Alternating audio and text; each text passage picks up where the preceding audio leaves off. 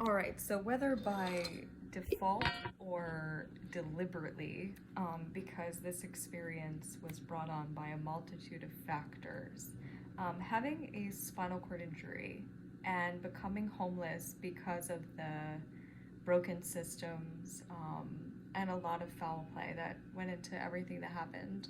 Um, but the lack of dignity and respect that is given to you as a human being is so wild. So I just want to talk about what it was like to leave the USA with an ambulatory spinal cord injury. Not because I have a drug problem, not because I have a drinking problem, not because I didn't know how to take care of myself.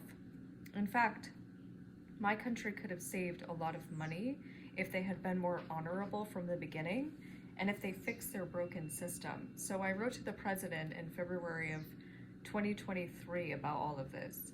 And I said, it would have made more sense for you to look at me as a woman who worked for 22 years and paid in to this just in case something like this was to happen to me. I mean, this is from domestic assault, so I never would have foreseen it, but neither too do people that receive these injuries. They never foresee this happening to them. So I paid into the system just in case something like this happened, or it was for my retirement. So obviously I wouldn't have wanted to drain the money that was paid in by me and then matched by my employers every year that I worked. So other people paid in as well that I worked for.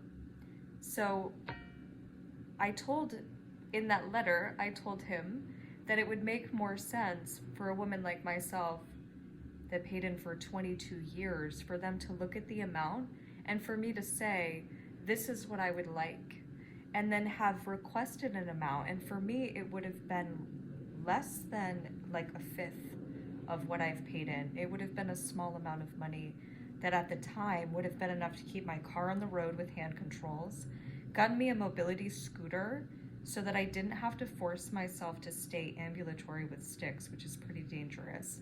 Um, and then I would have been able to afford, even if they dropped the funding that I had for school a week before Christmas of 2022, then I still would have been able to afford to pay on whatever student loan amount I needed if I couldn't get help with grants and things like that, so that I could have gotten an American degree and been able to try to find a job that I could have done because I would have had a car with hand controls and I would have had a mobility scooter, which would have helped me a lot. So it would have saved so much money for every single area just by changing that aspect alone. If it's somebody who's never paid in before, I would understand why there might be more scrutiny involved. But I think that when it comes to, speaking up about having agency over money that's yours, that you've already paid in, and that you should have been able to receive in a time of need, it would have prevented me from being homeless. It would have prevented me from needing to get rid of a car. It would have allowed me to get a mobility scooter. It would have allowed me to get a job, and it would have allowed me to go to school no matter what the circumstances were. So it would have prevented a lot of hardship that I experienced. Now, because of the area that I was from, there was a lot of people gossiping and lying and spreading rumors about me, so that didn't help at all. And in today's society, with everybody gaming and social mediaing and, not knowing full truths and then spreading lies and rumors, it got so out of control that it drastically altered my ability to be successful in any way, shape, and form because people were too busy believing liars. So as I was leaving and I was calling out to things and trying to bring attention to major things like the cause of World War III, and trying to avoid that, like the reason that so much pain and hardship has happened and been brought from things like this, I was trying to bring attention to keep the most people safe in the world, actually, not just in my area, not just in my country, but everywhere. And as I was doing so, I was still being wrongfully exploited. But I ended up leaving on foot with my walker, and I ended up getting a lift from he said it was 7 miles that I had trekked when he picked me up. 7 miles I had walked from Belfast on my way to Augusta. And then he dropped me off in Augusta, a man that I had known through mutual friends. So he was safe. It wasn't just like getting a lift from a stranger, because I wouldn't do that with a crippled body especially. And it's good because I was being targeted as a woman. They thought that I was an Afghan woman seeking refuge. It was a huge white supremacist area, so I was being really targeted by a lot of different people. And people were believing rumors, and nobody really knew what to think. And I was covering my head a lot. I had my scarves with me. I don't have those now because they're in my storage unit, unless that got stolen, because my storage unit got broken into. I also got blocked in when I was trying to leave one night, but I'm a good driver, so I managed to get away from that, which is good because that could have been potentially unsafe. And there was a car that was circling by me when I was walking at that mile marker, so I knew that that person was going to probably pass by and cause some trouble with the way that they were acting as I was leaving. And then I ended up on the sidewalk because I only had a little bit of money to start over with life. And I had no idea how long the disability determination process was going to be. I filed in September of 2021. I knew that I would not be able to go back to the life the way that it was. So in September of 2021, I filed for disability, and they backdated it to when I knew for sure. Like, I should have started the process so much sooner, because this was killing me, but I didn't know what autonomic dysreflexia was until January of 2022. So I had no way of understanding the injury completely and fully, even though I knew I had a spinal cord injury, because the second that I kind of learned about it, it started to make a lot of sense. So, I started that process September of 2021. I had enough money saved to get me through about 6 months, which is how long it should have taken in my situation, given the medical history and given the medical reports that backed up what I was saying, my testimony, physical evidence, but rumors instead, and the position of my ex-abuser and people that were also lying.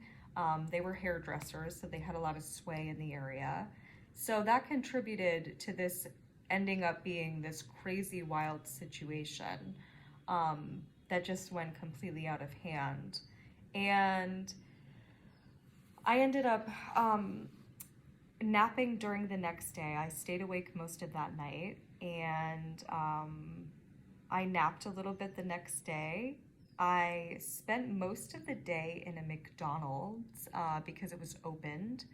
And the treatment is hit or miss. It depends on who's there, how they treat you, like whether you're a human or not.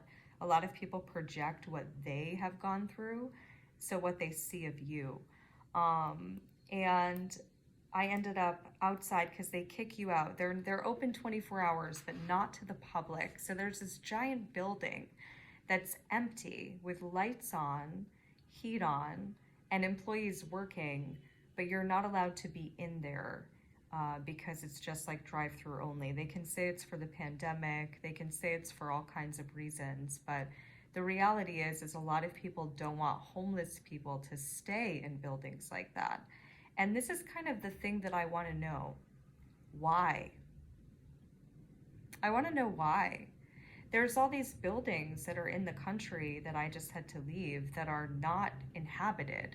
And I understand that there's a lot of homeless people and they're homeless due to drugs. And I don't know what the answer is to help people like that. I really don't. In my situation, it's because I have a spinal cord injury. So my understanding of what to do about people with drug problems is to combat it early, which means when they're children. I've always attributed not having an addiction problem to anything other than food. And yes, I genuinely like snacks a lot, and I try to understand addiction by thinking about my love for spicy, crunchy snacks and like cake, and the fact that I can house a bag of chips in like a short amount of time and things like that. Like, I'm genuinely trying to understand addiction through that, because I don't have the same issue, I guess, that other people do with becoming addicted, because I think for me, it's the spiritual that I have. It's the connection to spirit. There's no need for me to escape.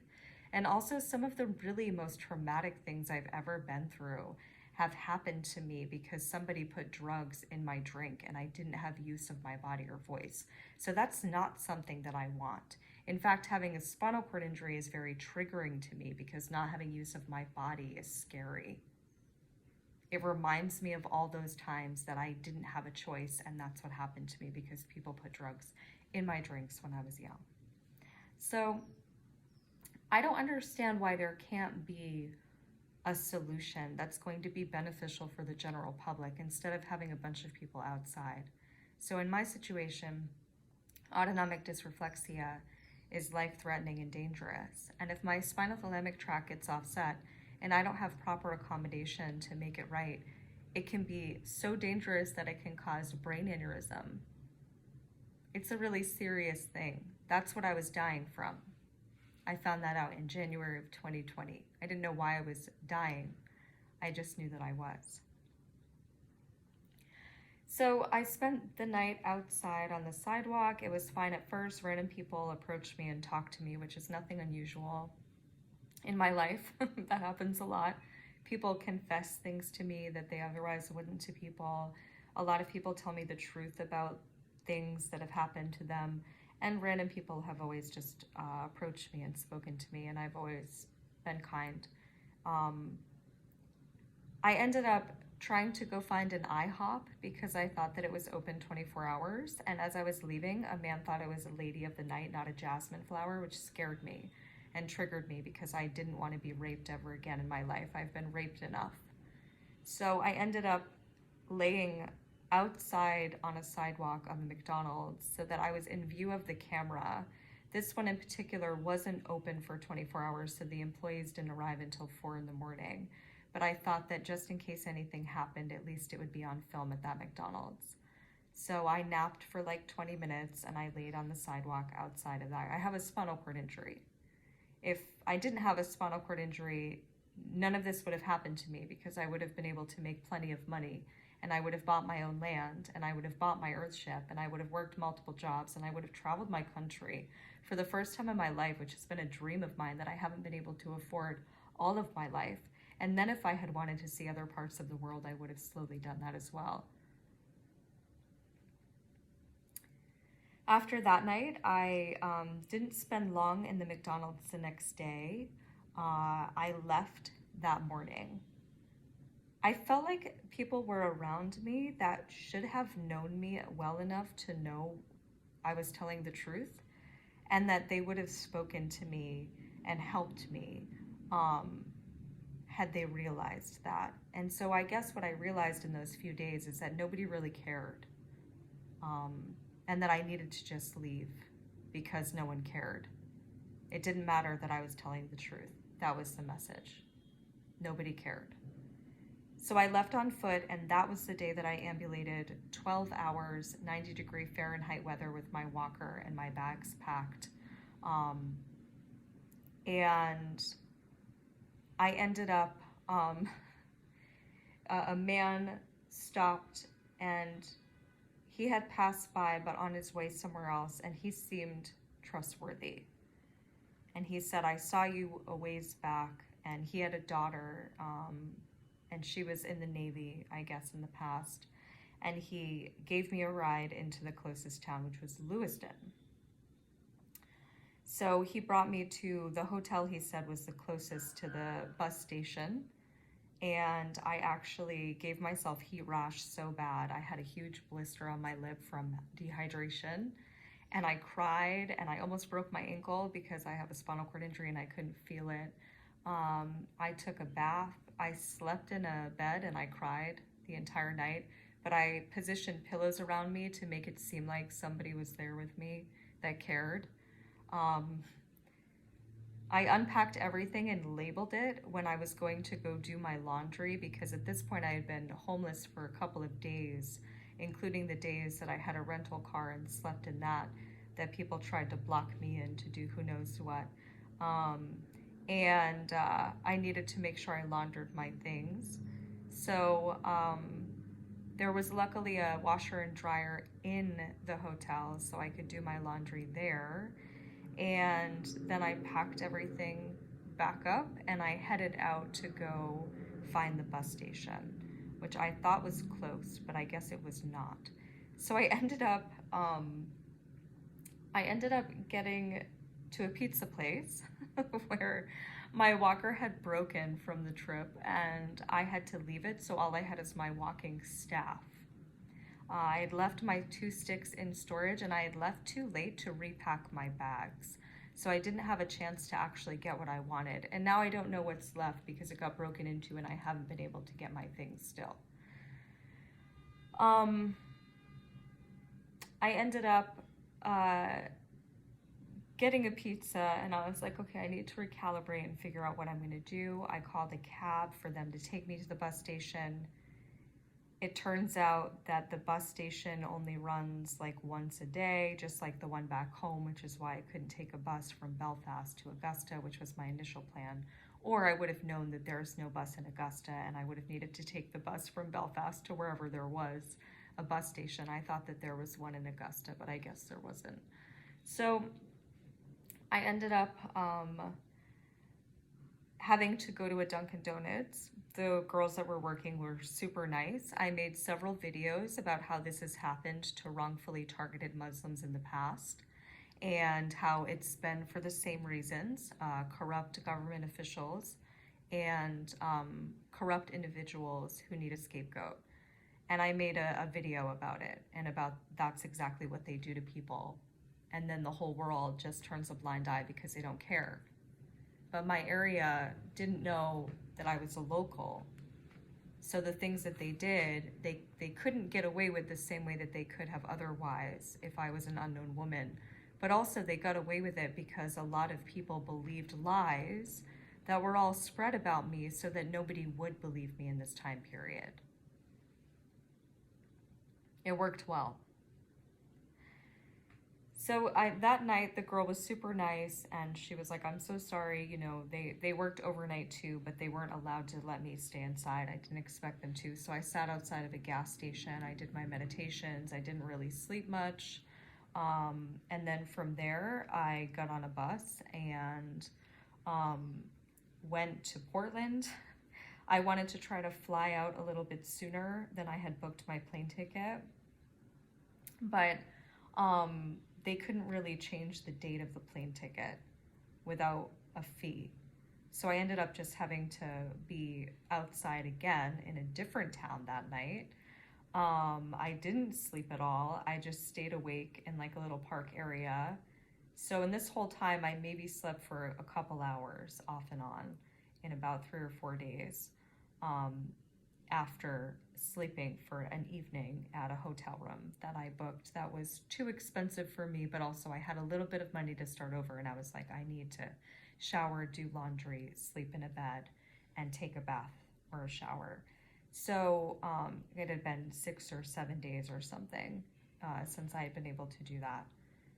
So after that night on a sidewalk again, actually chairs. I was lucky there was chairs. And it was early enough in the year that I did get a little bit cold, but my spinothalamic tract didn't get offset just yet. So I ended up going to the airport a little bit sooner because there were some strange things that happened around me, which is not unusual, but I also was like, you know, I'm just gonna take this as a sign to like go to the airport and take my chances. Now the bad thing is, just like when they've wrongfully targeted people in the past, you can't check your bags until your flight. And my flight was in 2 days, but I didn't have anywhere to go. And there's this thing with airports where they don't want homeless people sleeping in there. And they're actually pretty rude about it most of the time. So I actually went over and said, I'm here, my flight's not in a few days. You guys couldn't exchange it for an earlier flight. I don't have anywhere else to go. I'm sorry, but I kind of have to be here. But then you're sort of like the observed one because you're there for a few days, right? It's like you've got all your things. So I would intentionally unpack everything in view of cameras so that they could see all of my things. I offered to let them, I was like, do you want to search all of my things now while I'm here before I have to send it through checked baggage or bring it on the plane with me. Like, do you want to search it now? So I tried to do things that I figured would help the situation and the process. Most people were really kind during that time. I saw like some people that I went to high school's family member. They're like, oh, you went to school with my son, and they have no clue what my life is like and what I was going through. You know, I was like trying to sleep because it was, again, the first time in days since I had. There was like a weird earthquake or something that happened um, that woke me up, and she was sitting beside me and we spoke for a moment. After that, I ended up getting on a plane. Um, I tried to start over in a place that had way too much money. It was like another place, just like where I was leaving, where money overtook everything, and there was no way I was going to be able to afford it. I loved the town area that I was in. There was just a good group of people that were there. I really felt like I liked that area that I was in, but I would have never been able to afford to live there. I didn't even have enough money for 1 month's rent to start that entire journey leaving my state. So I would have never been able to afford there. I had seeds with me, vegetable seeds, and I just somehow believed everything would work out somehow, somewhere, naively.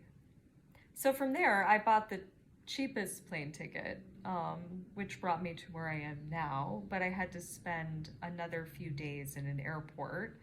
Um, and that was not so bad. I I guess I kind of missed like the layovers and the first trip too. You know, there's like I almost got kicked out of the New York airport, so that one was a little bit intense too. I was there for a while, but there was some misunderstanding in the lapse of my plane ticket going from New York and leaving. Um, so they had me leave, and I had to go find my other bag to make sure that it was checked because they thought that I missed my flight. And actually, I believe this may have been in LA actually. It was a pretty wild experience for me. So, you know,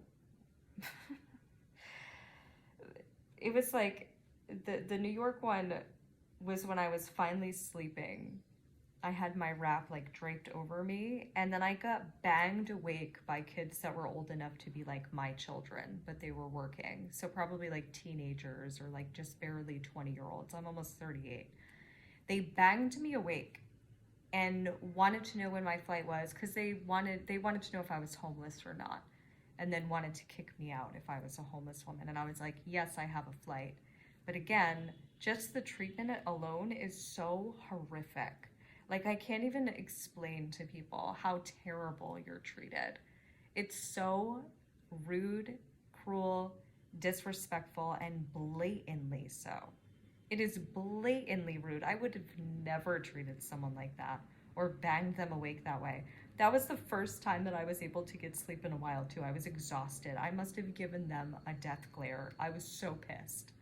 And that was the same place, I think, that I had to like seek out my bag, and then they almost kicked me out of the airport, and I wouldn't have been able to get back in because I didn't have a boarding pass, which is again tactics that they used when they try to find someone as a scapegoat to get away with exactly what they did to me. So when I ended up in LA, I was there for 2 days. My treatment was a little bit better, luckily.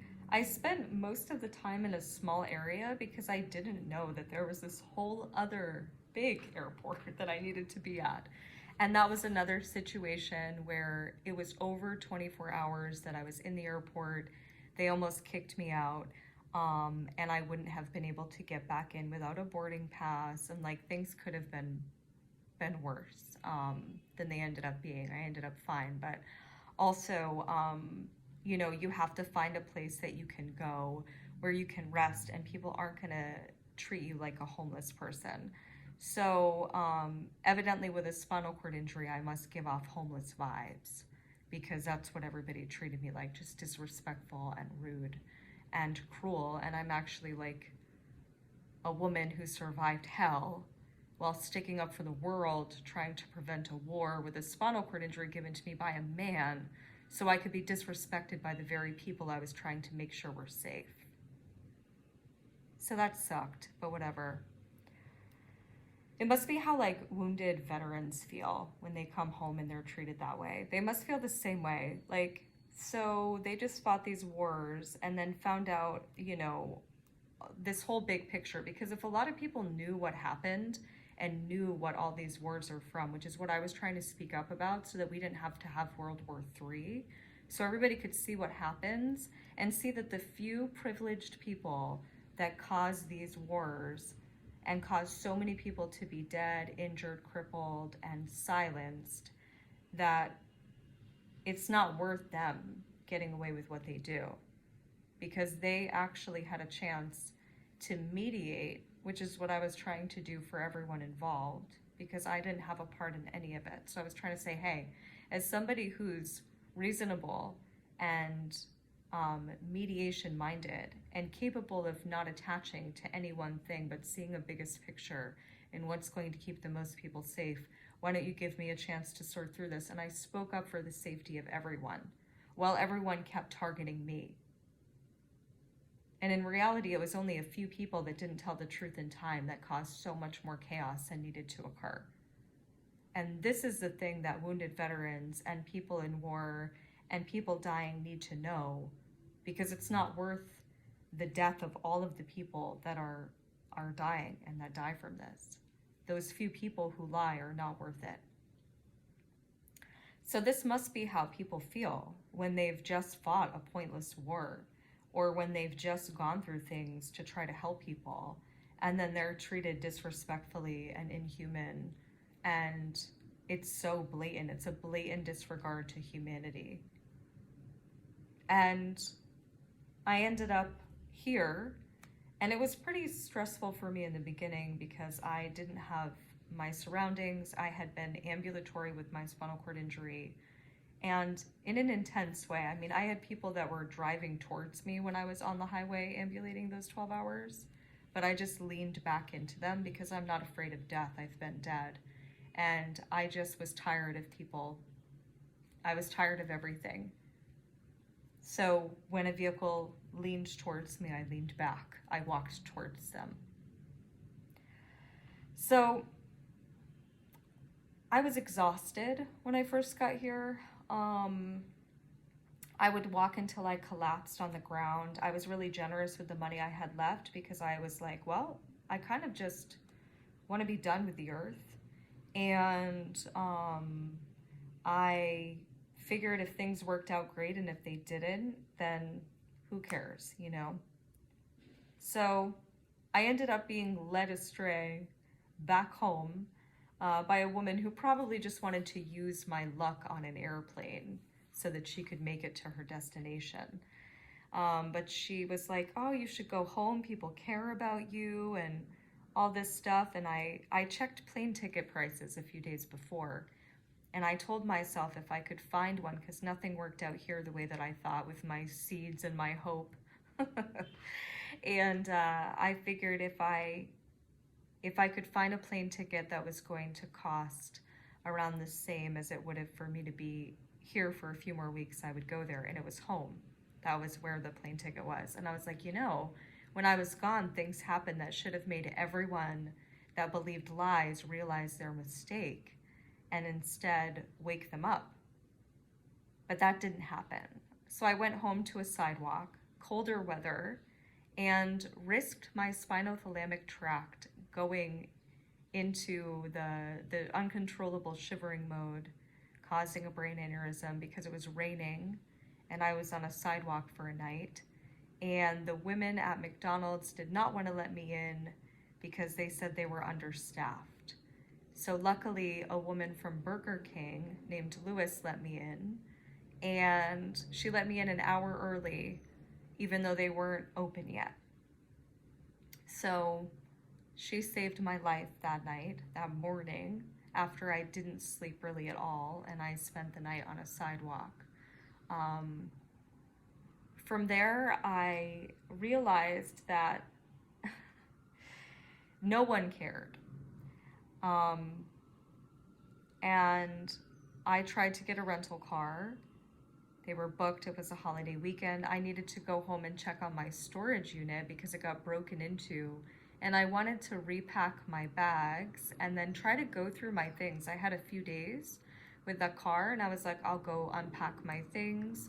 I'll see what's there, and I'll give everything away except for what I absolutely need after seeing what's been stolen, because I've already had to give away over half of my things, which I would have rather been moving into a location for my home as an almost 38-year-old woman who would have never had to deal with this if a man hadn't broken my spine. So I ended up, or if he had and people hadn't believed the lies and rumors that were spread about me on purpose. So I ended up getting the car, and I couldn't get into my storage unit. So again, that was pretty frustrating. I had to just kind of deal with it, but at least I had a car to sleep in, so that was nice. I had to learn how to charge it. It was a charging car, so that saved me money, and I appreciated that, but I also didn't really know the places to charge it, and I don't have a phone without Wi-Fi. So I then had to find places that had free Wi-Fi that I could afford to be in that were going to treat me kind of nicely. I luckily found a Wendy's. I got my number 6 spicy chicken. They still haven't changed that number 6. I memorized that. That is my favorite one. Spicy chicken. And I got my extra habanero sauce. I got hot sauce in my bag. So I got my spicy chicken. I figured out where I could charge the car. And I decided to pay respects to my friend who died in large part due to this whole situation right here that I just went through, only in a different form of it. And I then did the drive that her and I did together in memory of her. I've never been able to accept that she's dead, ever. I don't know how. For me, I don't know how to accept her death. So I did that drive, and I ended up going to a place that I went with my dog when she was still alive, and sat there by the water a little bit, prayed to have it not flood Maine, my state, because when I was gone, New York flooded. So I was like, oh, I better ask for it not to flood Maine, my home.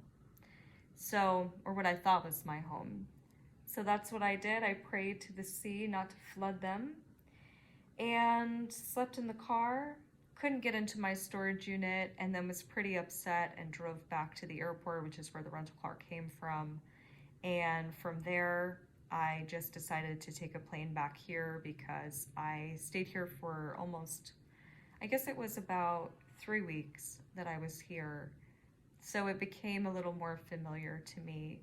And my dad's ancestry is from here too. I don't have any family here, but his ancestry is from here. So there was a connection that I felt to spirit when I was in a few places here that was really strong and powerful for me. So I came back here, and I haven't been able to integrate the way that I would. If my circumstances were different, I would have been able to pay someone to teach me the language so that I could be speaking and more active in interacting with people, because I feel so rude that I'm in a country and I don't speak their language. And it's, I don't like that I don't speak every language. I mean, sometimes I sing in other languages, but I don't know what I'm saying. I don't know how to speak a language intentionally, and I hate that, because if I could, I would speak every language in the world and be able to communicate with every person in the world, not to be confused with spirit when I'm singing, which is why I was supposed to be protected in this time period, not exploited and harmed and tormented and all of that. But, I at least am somewhere that I'm not being treated like that. Taking the plane back here, I was so grateful to be treated like a human being, because I thought when I was home, that's what would have happened. I thought people would have realized their mistakes, and I thought that they would have made them right with me coming home. And I was wrong. I thought that the people that, um, messed with my medical would have realized it. The people that spread rumors and lies about me realized it. Um, I just thought that people would have taken agency over their mistake, which really drastically affected my life, my medical care, my ability to move forward in life with a disability. Um, so being treated kindly on the way back here on that plane and not having the major layovers and things was really nice. I've been through a lot of different situations in life. I've been wrongfully targeted. I've been suspected of being the bad one because I had a tan and unusual dress for the area and the music I listened to. I had a woman openly admit to me right before I ended up homeless that, oh, well, everything started to get wild here. And she said the year that I moved from 10 minutes away to that town, which is exactly what the town I lived in before said too. Well, things started to happen that year when you moved here from 10 minutes away with my tan and my Sufi music and my incense and my dress that was unusual for the area. So I have been through many things in my life. Now, this is not me tan, so this is not a good representation of my summer color when I'm in the sun regularly, whether it's because I'm landscaping or spending time by the water in between working, because I used to be able to swim because I didn't have a spinal cord injury that affects my spinothalamic tract, which is dangerous and scary. I used to be able to swim in the sea that was 60 degrees Fahrenheit in a bikini.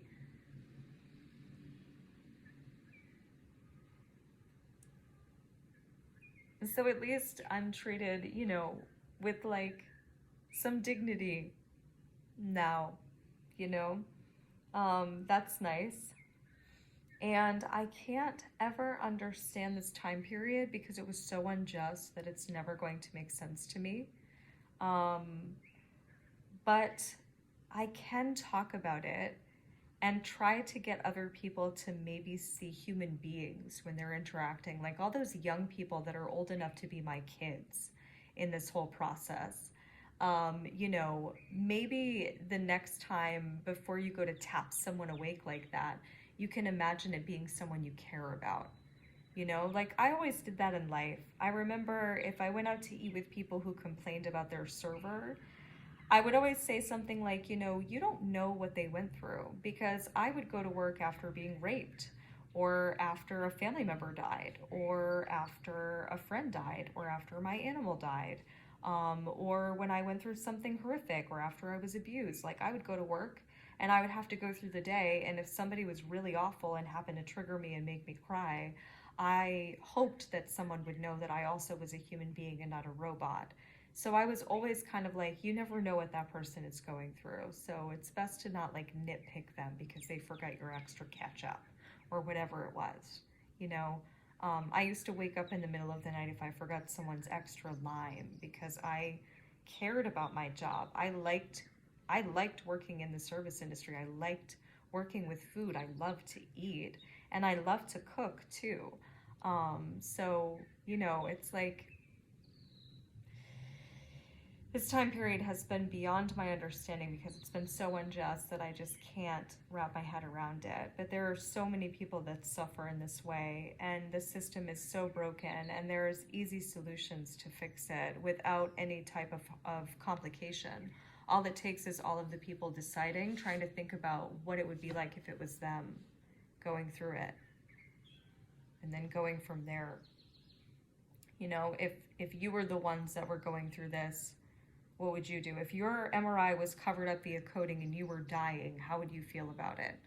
If you were forced into homelessness because people sabotaged your ability to go to school and systems were broken and you had a life-threatening spinal cord injury, what would you do about it? If you didn't have any money, what would you do about it? Like all of these things that people need to ask themselves, if it was them going through it, how would they feel? And then they can be the ones that can implement the changes that are necessary. Again, if you've paid into a system for so long, You should be able to negotiate the amount of money that you would like and say, I'll call you if I need some more. Like if I had gone through another 6 months or so and I was unable to make my life completely shift in the way it was necessary, though I'm pretty sure it would have been fine had I received that initial amount of money, kept my car on the road, got a mobility scooter, been able to go back to school. Within 6 months' time, I probably would have been able to get everything in order to a place that I would have been able to move my life forward in a way that was beneficial for me and for society that I was a part of. But if I had needed to call and ask for more because I had paid in, I should have been able to do that as well. It should be like a different kind of system than what it is. It's broken, it doesn't work, and it can be seen. Now, 40% of our homeless population in the United States is due to the broken federal system when it comes to disability determination. And they try to make people think it's mental issues on purpose so that they can dodge accountability. But imagine if it was you that was happening to. How would you feel? So, 40% of the homeless population is due to disability determination being a broken system federally in the country that I just had to leave. This isn't something that needs an intense reform in a way that is disruptive. It should be something that everyone involved in the system can get together and make happen. It shouldn't have to be something that is complicated because it's broken. It's clear that it's broken and it needs focus and fixing, which is also very clear. One of the things that people can do, though, is to try to treat people with some dignity and respect and like a human being. I cannot express to you the amount of 15 to 20-year-olds who were more rude to me than anyone else in this time period. People old enough to be my kids were some of the rudest to me in this time period without knowing anything about me. And I don't understand that at all. You know, I was not a perfect person, and I have not ever been a perfect person, but I was definitely polite to people as a whole and very respectful to people. And at 15 to 20 years old, I was so respectful to people to a point where I wasn't allowed to stick up for myself. That could cause me to get fired if I stood up for myself. I had to let people do whatever and act however and say whatever and deal with it if I wanted to keep a job. So I really don't understand how that's happened, you know, but the only issue I had leaving my state again was at the airport there. I had a woman, I was sitting in a wheelchair with my things, waiting to be able to check my bags in. It was in an area off to the side because I didn't want to be disturbed. And I didn't want to disturb anyone. And she thought I was homeless and came over to try to get me to leave. And I was like, no, I have a flight. And other than that, my travels leaving were fine. But still, how horrific. And if it were her, how would she have liked being treated that way? And why is there so many abandoned structures, so many places that could house homeless people, and not an easy solution for it until they can get the help that they need? I don't know how to help people with drug issues, so I don't know what you do in those situations, but there's a lot of people who do. My ex used to cut the hair of a counselor who used to be an addict, so he would be somebody who would know what to do with people like that. He could go and counsel them and figure out how to place people. I know what to do with people that suffered from my situation. That's revealed the truth. People tried to use me as a scapegoat just like they've tried to target and use Muslims in the past as scapegoats. They messed up. They should have told the truth about it and had agency over it. My MRI was covered up via coding. My medical records were deleted, and there was a whole lot of dishonor that went into this situation, and then the finale was the broken federal system that contributed to this all happening in this way. So I know what to say on how to fix that and what can happen to make it better. But I don't know how to fix the other part of the issue that causes other people to end up homeless. I just know that the world can't act like it's not happening. My country can't act like it's not happening. And it's not right, you know? It's not right. It's not right. How horrible to treat people so awful. And that's not even the worst of what I went through in this time period. Nervine was sprayed next door to my apartment. People psychologically tormented me, poisoned my dog. I was poisoned. Framed, shamed, blamed. Rumors and gossip, but that happens anywhere. Medical records covered up and deleted. MRI covered up via coding, which caused me to die. And my ex got away with everything, despite there being more than enough physical evidence to prove that what he did to me is exactly what I said.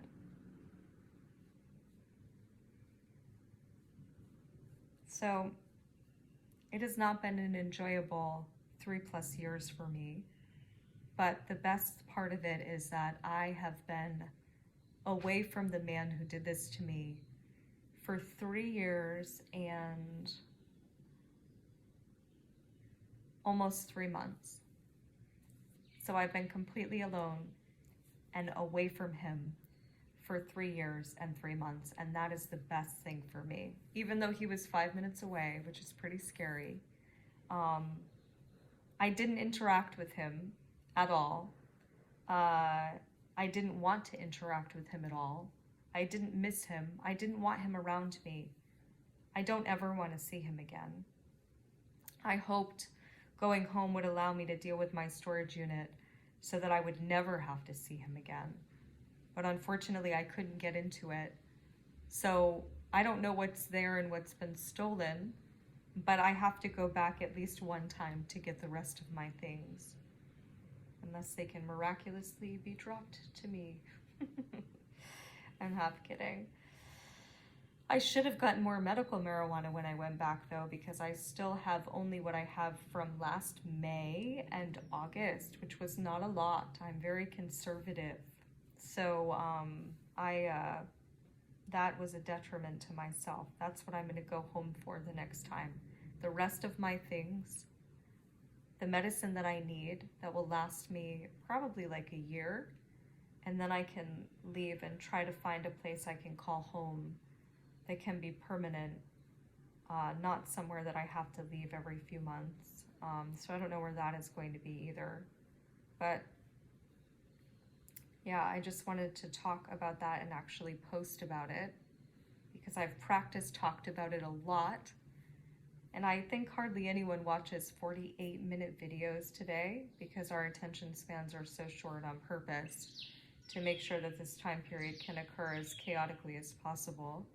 But I think it's really important that if even one person sees it and knows what I've been through, maybe their voice can reach 1,000 people, and then those 1,000 people can reach more. So even if I'm not, having a video that people have watched thousands of times, maybe somebody that sees it will have a video that's seen by thousands of people, and then that will have an effect and change will occur. It doesn't matter how it occurs, it just matters that it does, because it's the right thing.